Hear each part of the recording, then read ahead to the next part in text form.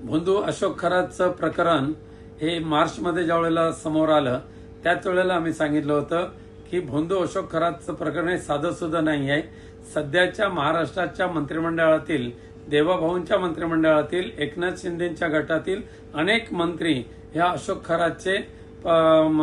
भक्त म्हणून काम करत होते, त्यांचे दलाल म्हणून काम करत होते. आणि आता किंबहुना ह्याच अशोक खरातने उपमुख्यमंत्री एकनाथ शिंदे यांना गुवाहाटीचा रस्ता दाखवला आणि तो रस्ता दाखवण्यामध्ये अशोक खरातांच्या बरोबर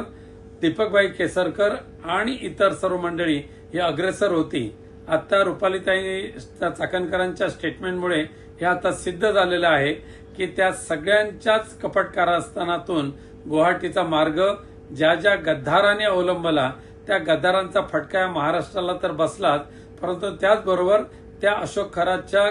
काळ्या जादूमध्ये सहभागी होऊन त्यांच्या नादी लागून हा महाराष्ट्र भ्रष्ट करायचं काम ह्या महाराष्ट्रातल्या मंत्रिमंडळातल्या अनेक मंत्र्यांनी केलेलं आहे.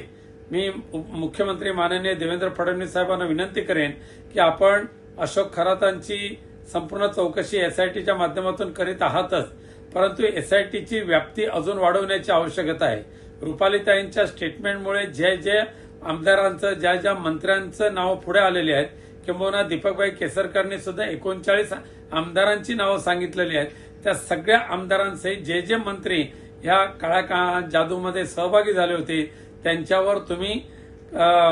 अंधश्रद्धा प्रतिबंधक कायद्यान्वये किंवा जादूटोणा प्रतिबंधक कायद्यान्वये कारवाई करा, त्यांना मंत्रिमंडळातून ताबडतोब सस्पेंड करा आणि जे आमदार सुद्धा ह्या काळ्या जादूमध्ये सहभागी होते त्यांच्यावर सुद्धा जादूटोणा प्रतिबंधक कायद्यान्वये